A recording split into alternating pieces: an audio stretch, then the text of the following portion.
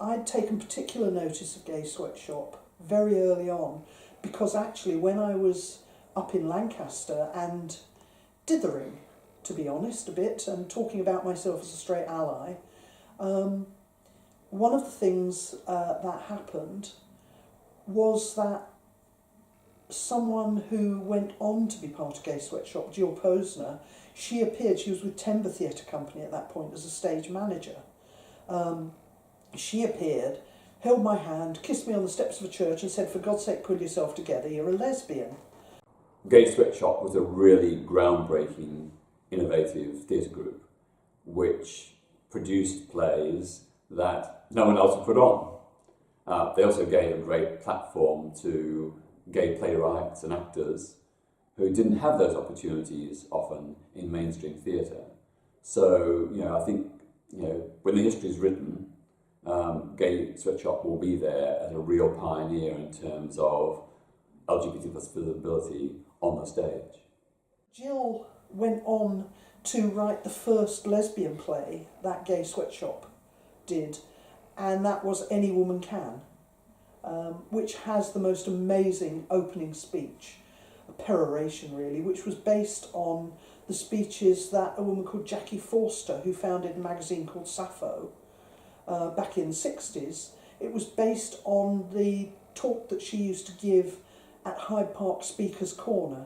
most weekends, and people forget that actually that was one of the pinpoints of visibility in a time when most people would absolutely not come out, was that her and a few other very brave people would get up on a soapbox on Sunday morning in this corner where lots of people would be on soapboxes pushing their pet theories about the world being flat, or their pet far left or far right group. She and a few other people would get up there, and her line was often to start with the opening line from the play, which is, "You are looking at a roaring lesbian," which is why I've always rather liked calling myself a roaring dyke. So Jill wrote this play, and Gay Sweatshop produced it and brought it to Lancaster. By this time I was thoroughly out, and I was very supportive of Gay Sweatshop then. And then I was aware of Gay Sweatshop being quite involved at the Drill Hall,